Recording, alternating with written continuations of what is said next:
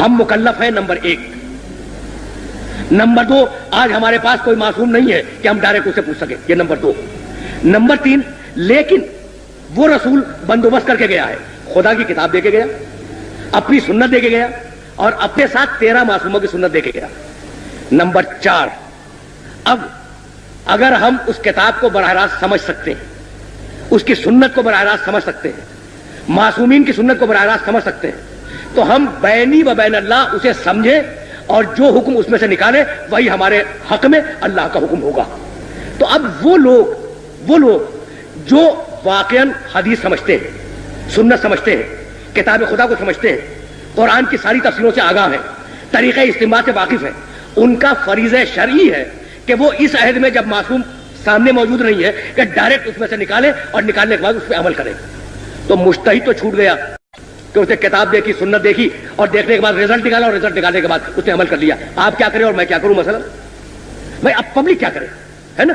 تو اب پبلک کو پھر واپس چلنا پڑے گا ان معصوموں کی بارگاہ میں کہ ان سے انڈیکیشن ملے اور ان سے ڈائریکشن ملے. تو میں یہ عرض کر رہا تھا کہ بھائی 4 ہیں نواب ارواج کہلاتے ہیں, 4. ان 4 کے آخری ہیں علی ابن محمد سیمری, سن 329 ہجری میں ان کا انتقال ہوا. انہوں نے خط لکھا امام کے نام, خط کا جواب آیا, وہ ٹیکسٹ, وہ جواب آج تک بہار الانوار میں, کافی میں اور دوسری جگہوں پہ موجود ہے. پہلے تو سوالات کے جوابات دیے امام نے, اور اس کے بعد کہا کہ اے علی ابن محمد سیمری, 1 ہفتے کے اندر تم اس دنیا سے اڑ جاؤ گے اور تمہارا انتقال ہو جائے گا, اور میں غیبت کبریٰ میں چلا جاؤں گا. فمن ادعى الرؤيا فهو كذاب مفتر. اور اب جو غیبت کبریٰ میں گیا تو کوئی شخص اگر میری رویت کا دعویٰ کرے, میرے مشاہدے کا, میری رویت یعنی میرا دیکھنا, اس کا دعویٰ کرے, ادعا کرے یعنی نیابت کا ادعا کرے, تو وہ کذاب ہے اور جھوٹا ہے. تو اب خطوط امام کے پاس جاتے تھے, امام جواب نہیں دیا کرتے تھے. بات تو مکمل ہو گئی نا. اب میں جا رہا ہوں, یہ خطوط والا کانٹیکٹ ختم ہو گیا.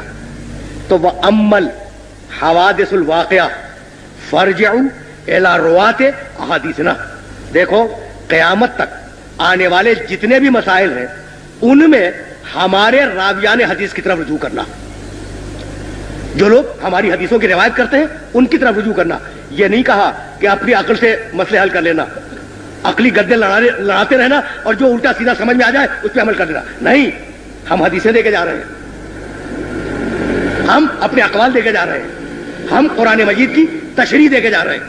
تو قیامت امل حوادث الواقعہ, قیامت تک آنے والے جتنے بھی تمہارے مسائل ہیں تمہارے, ان سب میں کس کی طرف رجوع کرو؟ ہماری حدیثوں کی روایت کرنے والوں کی طرف رجوع کرو. تو یہ جو ہمارے یہاں ایک کیٹیگری بنی ہے جنہیں ہم مجتہدین کہتے ہیں, یہ در حقیقت معصومین کی حدیثوں کے راوی ہیں. یہ فقہ سمجھتے ہیں, اصول فقہ سمجھتے ہیں, طریقہ استنباط سے واقف ہیں, صحیح حدیث کو سمجھتے ہیں, غلط حدیث کو سمجھتے ہیں, کون سی تقیہ میں بیان کی گئی, کون سی تقیہ میں نہیں بیان کی گئی, ان ساری چیزوں کو سمجھتے ہیں. اور کرائیٹیریا وہی ہے کہ بھائی ہم مکلف ہیں, معصوم ہمارے سامنے نہیں ہے, کتاب پوری طرح واضح نہیں ہے. تو اب جو بھی رسول ہمیں دے کے گیا ہے اس سے جو ہم استنباط کریں گے اور جو ہم اخذ کریں گے, اس اخذ و استنباط کو ہم اپنے لیے حجت قرار دیں گے. تو ان کے لیے تو حجت ہو گیا. لیکن 12ویں نے غیبت کبریٰ میں جاتے جاتے پوری انسانیت کو اور اپنے پورے چاہنے والوں کو یہ حکم دیا کہ تم اگر کسی مسئلے میں پھنس جاؤ اور تمہاری اگر کوئی پرابلم ہو تو تم ہماری حدیث کے راویوں کی طرف رجوع کرو. اب اس راوی حدیث کو آپ چاہے مفتی کہہ لیں, چاہے مرجع کہہ لیں, چاہے مجتہد کہہ لیں, چاہے کچھ اور کہہ لیں. حکم امام یہ ہے کہ اگر تم کسی مسئلے میں پھنس جاؤ اور اٹک جاؤ اور تمہیں اس مسئلے کا حل نہ معلوم ہو تو اس کی طرف رجوع کرو. اور یہی حکم قرآن تھا کہ فاسألوا اہل الذکر ان کنتم لا تعلمون, اگر تم جاہل ہو تو اہل الذکر سے سوال کرو. اب میں آپ کو ایک دے دوں, عربی زبان ایک ہے لفظ طہر, قرآن میں استعمال ہوا ہے.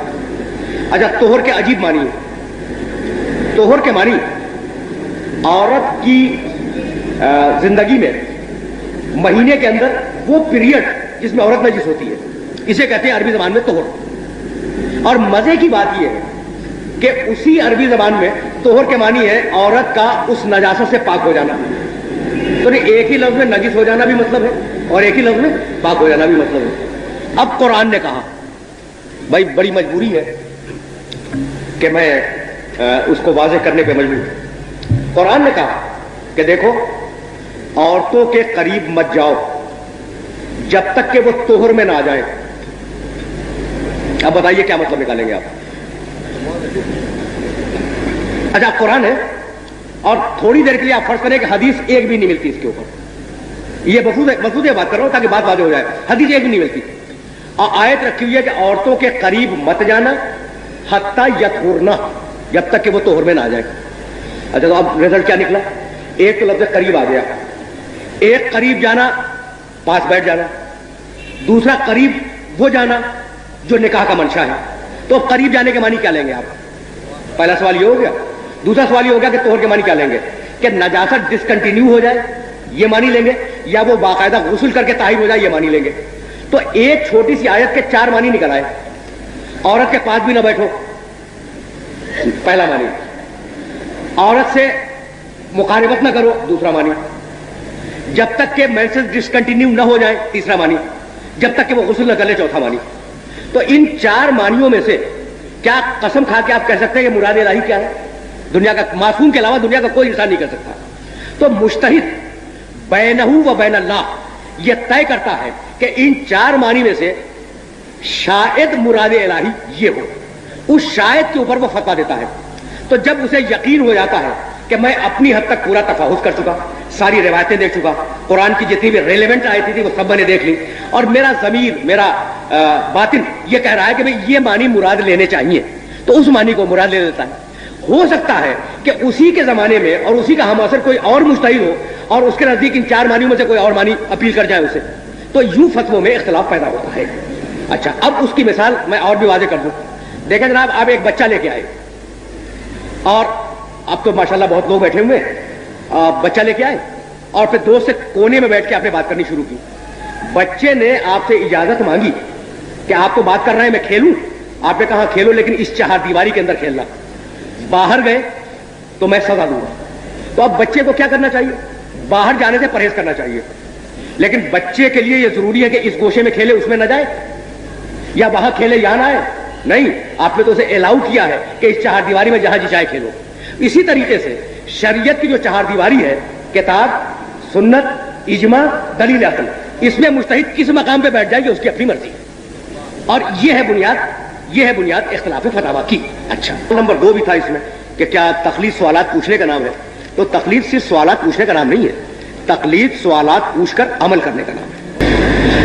اسلام میں کوئی بھی چیز ہو یا جائز ہوگی یا ناجائز، اور یہ ہر مسلمان کے لیے ہے، مگر ہمارے یہاں فتوے میں بہت سی باتیں ایسی ہیں جن میں ایک کا فتویٰ جائز ہے اور ایک کا ناجائز. اس کا مطلب یہ ہوا کہ ایک صحیح ہے اور ایک غلط. تو کیا ہم اس کی تقلید کر سکتے ہیں جو کہ غلط بات کہے؟ اچھا برادر عزیز، یہ سوال بھی بڑا معقول ہے کہ بھائی اس کی تقلید کیسے کرے کہ جو غلط بات کہے. لیکن آپ نے یہ کیسے طے کر دیا کہ کس کی بات غلط ہے؟ اور میں ابھی اسٹیبلش کر کے یہ گیا ہوں کہ بھائی اس 4 دیواری میں چاروں کونوں کے اوپر وہ لڑکا کھیل سکتا ہے.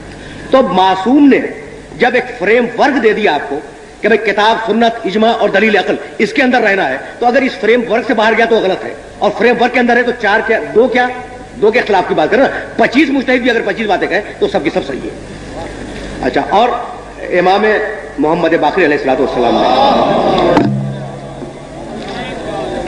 یہ فرمایا تھا کہ علینا ان نلقی الیکم الاصول وعلیکم ان تفرعوا. ہمارا کام یہ ہے کہ ہم تمہیں اصول بتلائیں، یعنی اپنے آپ پبلک سے نہیں کہا، اپنے شاگردوں سے کہا جو صحابہ کرام بیٹھے ہوئے تھے. ہمارا کام ہے کہ ہم تمہیں اصول بتائیں. وعلیکم ان تفرعوا، اور تمہارا کام یہ ہے کہ تم اس میں سے نتیجے نکالو اور نتیجے نکالنے کے بعد فتوے دو.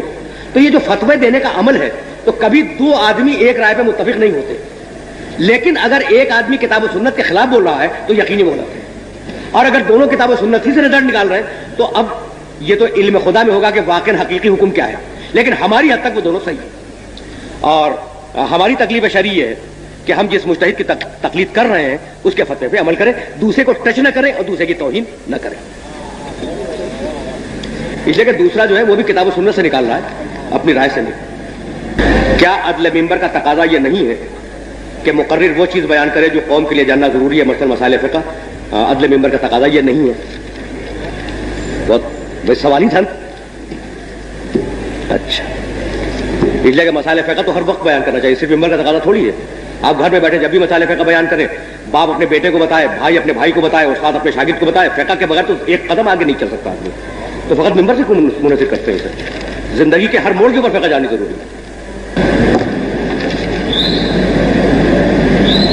آخر خدا نے آخری امام کو غیبت کے پردے میں چھپا کر تقلید وغیرہ کے مسئلے سے ہمیں کیوں دوچار کیا؟ آپ دیگر 11 اماموں کی طرح ہم بھی ڈائریکٹ امام کے اطاعت میں رہتے, نہ کہ مجتہد تقلید میں. بات تو بڑی معقول ہے. ہمارے یہاں ایک گروہ ہے جو تقلید وغیرہ مانتا ہی نہیں. وہ کہتے ہیں کہ قرآن خود پڑھو, خود سمجھو اور عمل کرو. ان کے بارے میں کیا حکم ہے؟ کیا اردو میں کوئی ایسی جامع کتاب ہے جو مجتہد کے فتویٰ کے اختلافات اور دیگر باتوں کے بارے میں تفصیل سے آگاہ کر سکے؟ نام بتا دیجیے. تو برادر عزیز, اردو میں تو کوئی جامع کتاب خود فقہ پہ نہیں ہے, تو فتوے کے اختلافات پہ کیا ہوگی؟ یہ ہماری بدقسمتی ہے کہ ہماری زبان میں ایسی کوئی کتاب نہیں ہے. اور اختلاف فتاویٰ بڑے اونچے درجے کی کتابوں میں ہے, جیسے جواہر الکلام ہے, ہدایت الناظرہ ہے, جو ہماری فقہ کی 40 و 50 جلدوں کی کتابیں ہیں, یہ ان کے اندر ہے. تو اردو میں ایسی کوئی کتاب موجود نہیں ہے. دوسرا سوال یہ ہے کہ ہمارے یہاں ایک گروہ ہے جو تقلید وغیرہ کو مانتا ہی نہیں.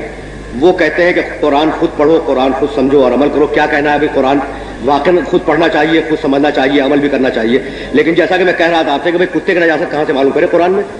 اور جب نجاست نہیں ملی تو گلے لگا کے بیٹھ جائیے.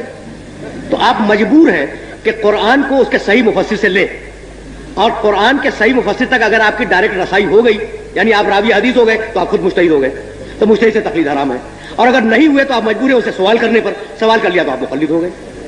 تو تیسری کوئی قسم نہیں ہے, تیسری کوئی قسم نہیں ہے. یعنی اگر آپ ڈائریکٹ قرآن کو سمجھ سکتے ہیں, ایک ترجمہ پڑھ کے نہیں, ترجمے تو ہر مترجم نے اپنے اسٹائل سے ترجمہ کیا ہے. اگر آپ میں اتنی اہلیت ہے کہ ڈائریکٹ قرآن کو سمجھ سکتے ہیں, تو کیا کہنا ہے؟ جب قرآن کو سمجھتے ہیں تو آپ حدیث کو سمجھیں گے, آپ ہو گئے مجتہد, تو آپ پر سے تقلید حرام ہو گئی. لیکن اگر نہیں ہے اتنی صلاحیت, تو پھر مناسب نہیں ہے کہ آپ ترجموں کے اوپر عمل کریں. اگر آپ نے کسی ترجمے پہ عمل کر لیا تو آپ اس مترجم کے مقلد ہو گئے, تو تقلید کے خلاف تو بات پھر بھی نہیں رہی.